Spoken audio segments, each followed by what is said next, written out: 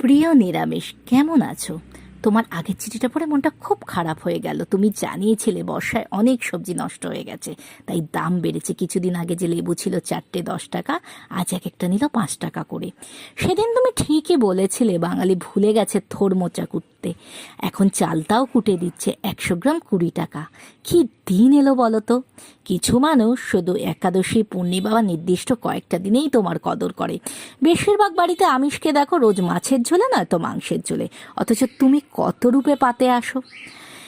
আমি সোম আর মঙ্গলবার তোমাকে একটু সাজিয়ে খেতে চেষ্টা করি। আজ মেনুতে ছিল তোমার প্রিয় শিষ্য আলু, ডাল সেদ্ধর মাঝে মাখন দিয়ে তাকে মেখে অর্ধেক ভাত খেয়ে নিয়েছিলাম।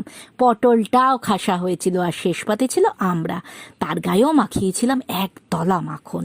সামনে জন্মাষ্টমী আসছে, অনেক বাড়িতে আবার তোমার খোঁজ পড়বে। ভালো থেকো তুমি, পরের সোমবার আবার দেখা হবে। ইতি তোমার একান্ত আপন।